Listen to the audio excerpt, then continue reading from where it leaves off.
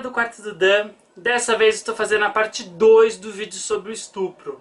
Eu recebi com tanto carinho mensagens sobre aquele vídeo que eu resolvi fazer uma parte 2 respondendo as perguntas que foram feitas, que não ficaram claras naquele vídeo.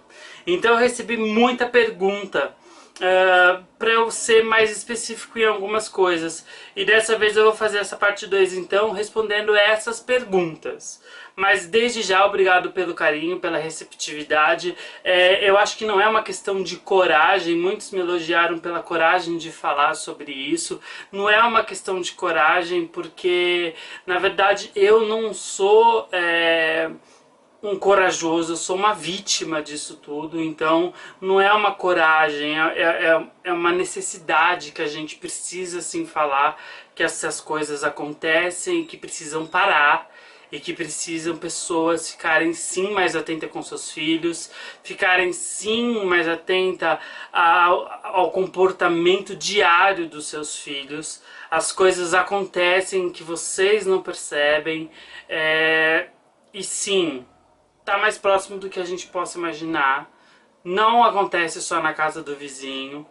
E é essa lição que tem que ser levada, né? Eu acho que a gente tem sempre essa mensagem de que não vai acontecer nunca comigo, e sim, acontece. Então eu acho que essa mensagem que fica. Bom, vamos então às perguntas. Pergunta número 1. Adoro isso. Vou incluir no meu slogan. Pergunta número 1. Como aconteceu?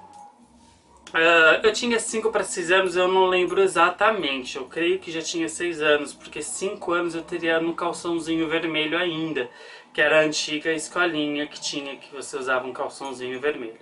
Então eu creio que eu já estava com 6 anos, porque eu já estava no Franklin. Uma coisa assim, ou não ainda, eu não me lembro. Meu bairro, minha rua antes tinha muita criança. A minha infância era assim, né? Nós dos anos 80 tínhamos ainda uma infância, anos 80, anos 90, tínhamos a infância de brincar na rua. Então a gente brincava na rua, chegava da escola, era todo mundo ir para casa, trocar, comer e ir pra rua. Então a gente brincava na nossa rua, de tudo que você possa imaginar. Desde entrar em casa que estava vazia, que a gente fingia que era mal assombrada e a gente ia desbravar, a gente fazia de tudo. E nesse dia eu lembro que eu saí mais cedo da escola porque a professora minha passou mal. E eu voltei para casa sozinho. E no final da minha rua havia um senhor que estava montando um trailer para vender comida na praia. E nós achávamos fascinante, porque para nós era uma nave aquilo, né, de metal e tudo mais. Então a gente sempre ajudava esse senhor. E daí, como eu estava sozinho, eu fui na inocência de ajudá-lo até a criançada toda chegar e a gente brincar como brincávamos sempre. E foi aí que aconteceu tudo. Eu lembro dele falando, pega aqui, pega aqui, pega aqui. Eu falando, não, não, não, não. Daí ele já tapou minha boca, abaixou minha calça e daí eu já não vi nada. Porque eu acho que conforme você imagina, né, o ânus de uma criança, você enfia num tubo de Rexona. Eu acho que eu desmaiei umas 3, 4 vezes no intermédio do ato todo, porque foi meio que a seco. Eu não sei se ele chegou a cuspir para não se machucar também, mas ele foi enfincando, enfincando, enfincando. Aqui, daí eu desmaiava, voltava, enfim, eu não tive acesso a essas informações, porque eu acho que Deus faz com que a gente apague da memória muita coisa. Daí eu não lembro eu não lembro ao certo como eu saí, me desvencilhei daquilo, ou se ele me soltou, enfim, eu não sei. Eu lembro que ele tapou minha boca para que eu não gritasse. Eu lembro que eu consegui vestir puxar a bermuda para cima e sair correndo e subir minha rua e fui para casa. Aconteceu, foi dessa forma. Então, respondendo a questão, foi desse jeito que aconteceu. Como ninguém percebeu? Meu Deus! Bom, meus pais naquela época viviam separados. Eu tenho uma irmã, ela vivia a vida dela com os amigos dela, então ela mal parava em casa. Minha mãe tinha um namorado que ela só vivia dando atenção a ele. Então era muito fácil eu passar despercebido. Era muito fácil eu ficar invisível. Então foi o que isso me ajudou. Eu entrei, fui pro banheiro, tomei banho, que eu chorava porque saía sangue pisado de dentro de mim. Sangue jorrava de dentro de mim. Eu quase desmaiei, eu acho, no banheiro. Tendo algumas lembranças, assim. Tomei um banho.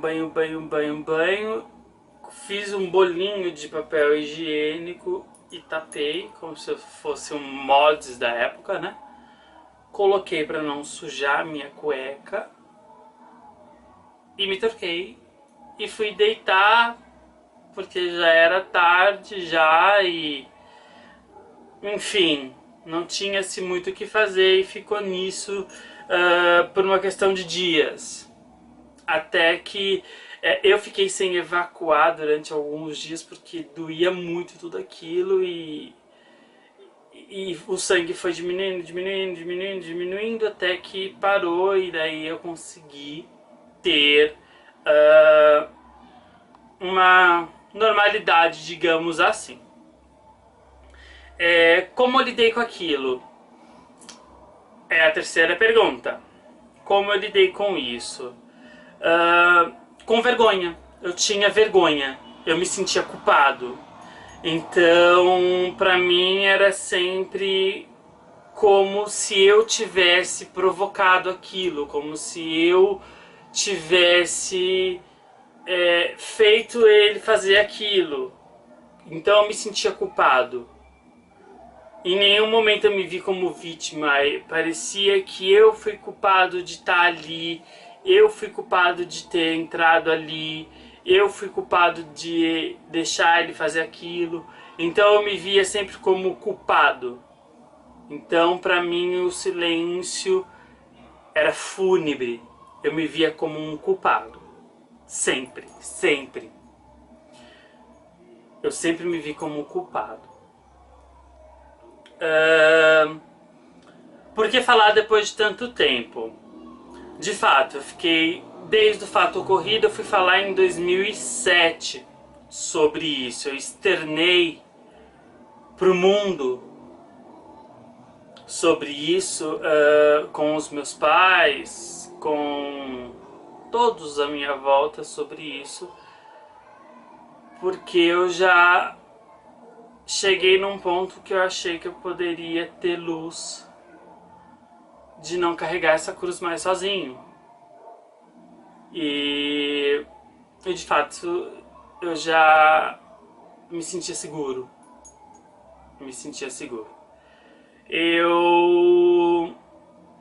Hoje eu tenho dimensão que realmente Deus faz as coisas muito bem feitas. Porque se eu tivesse falado alguma coisa naquela época, meu pai estava preso, porque meu pai teria matado aquele velho nojento, asqueroso. Meu pai é um motorista de ônibus ogrão, assim, sabe? Que meu pai pegaria esse homem no pescoço em 2 minutos, meu pai teria matado. Então, eu não ter falado nada no momento, eu não ter agido nada no momento, foi o ato mais belo disso tudo. Foi a flor que brotou nesse terreno seco. Então isso foi difícil. Então, quarto foram isso. Quinto, traumas físicos. Eu fiquei com traumas físicos, sim. Ele me estourou internamente, né? Quando ele enfiou, penetrou, ele foi rasgando tudo que tinha aqui dentro, ó. aqui, essa região toda aqui dentro foi rasgando, e conforme foi rasgando, foi criando as chamadas fissuras e foi se abrindo aqui dentro de mim. Então eu sou por dentro todo estourado. Eu teria que fazer uma cirurgia, alguma coisa para poder resolver essa questão. Então eu fiquei com muito trauma físico devido a isso. Que eu vou levar para a vida inteira, então é uma coisa que não dá para esquecer, porque todo dia me lembra, né? Porque eu não sou uma simples pessoa que levanta, acorda, senta, vai, evacua, lindo e senta, tá incrível. Não. Né? Eu sou uma pessoa que fica às vezes 3, 4 dias sem ir ao banheiro, porque tem problemas, enfim, eu fiquei com sequelas. Entende? Então, não é tão simples a vida assim. Minha família, sabe, ficou chocada. Pergunta número 6. Ficou chocada porque meu pai que realmente queria poder ter feito algo, né? Minha mãe queria ter feito algo, foi um chororô, foi uma situação muito complicada, porque todos queriam ter me ajudado naquele momento de pelo menos solucionar algo que não teria ter tido a menor solução, porque já tinha acontecido, então seria causar mais dor para nada, entende? Porque não chegaria a aliviar a minha dor em absolutamente nada.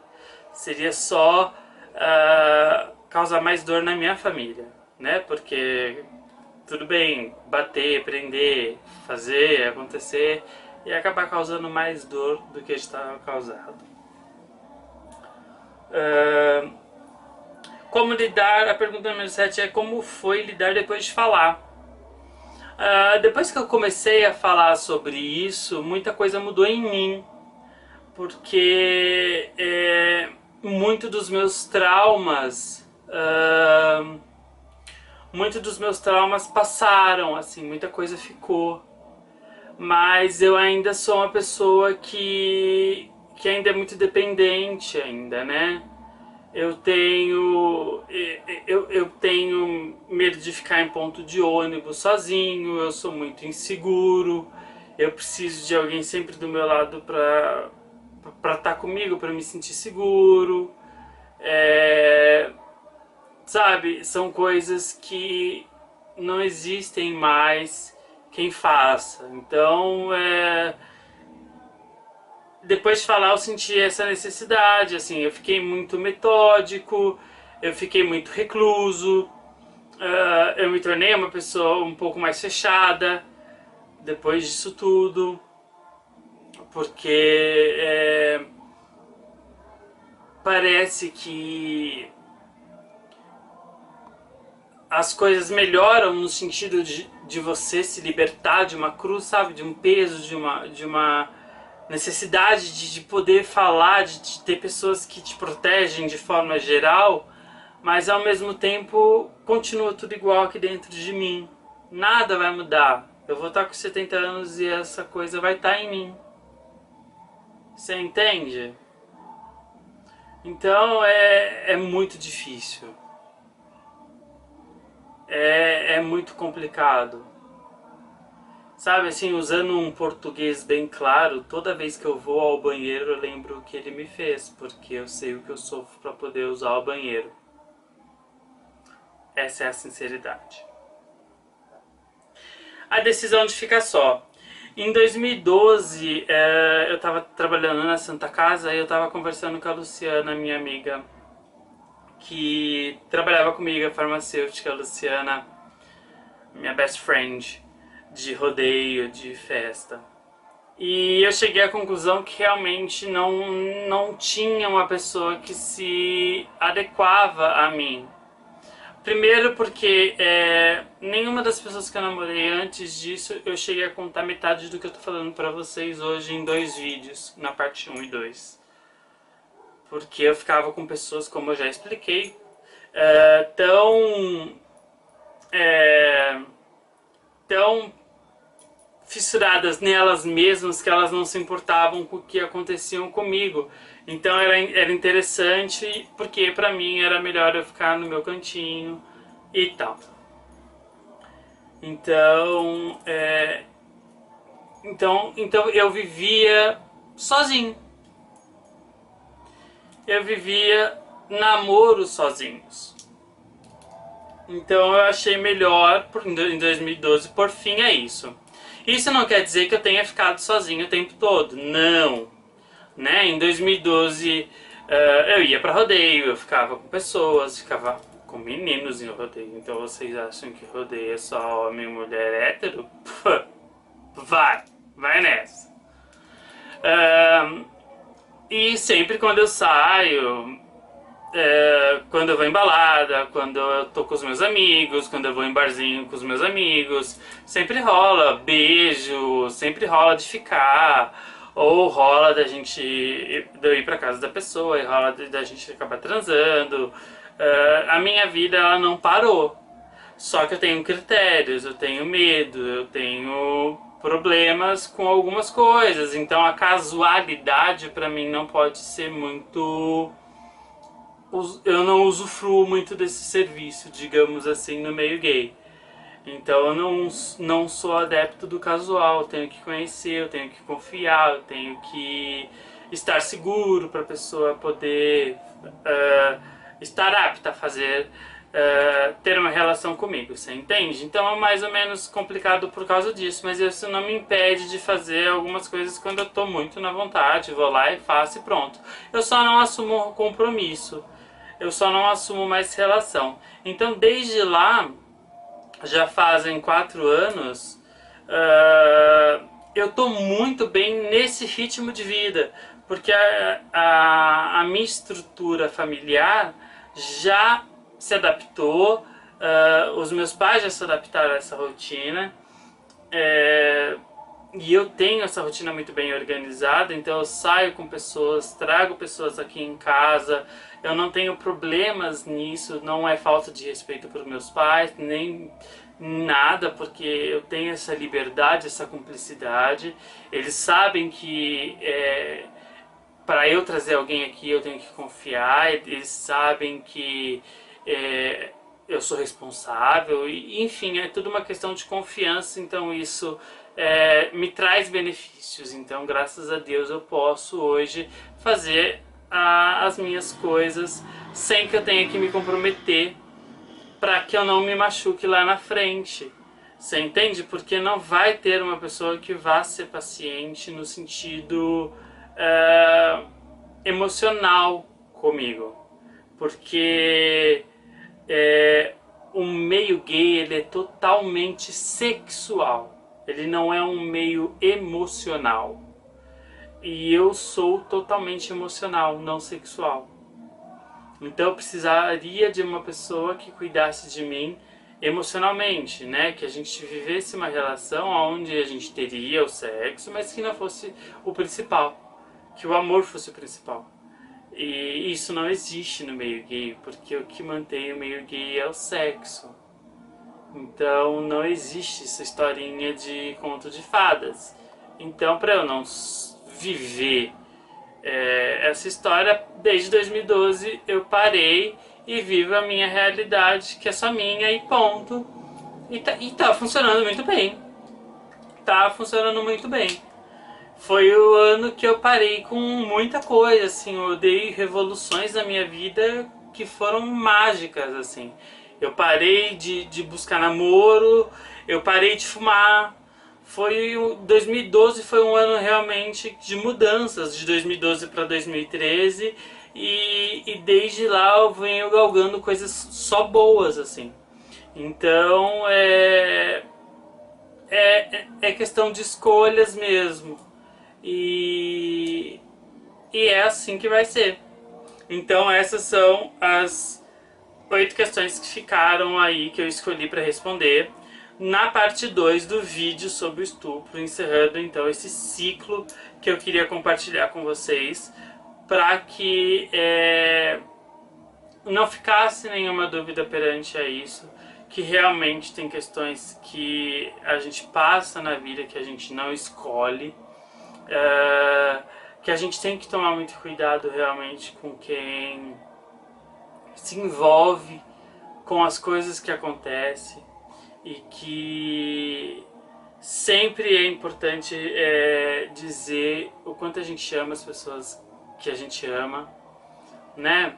Perdoar quem a gente realmente magoou ou foi magoado, é sempre questão de buscar perdão, de perdoar, porque a vida é isso aí, né? A gente passa só por dor, sofrimento e na verdade o que a gente tem que fazer é só buscar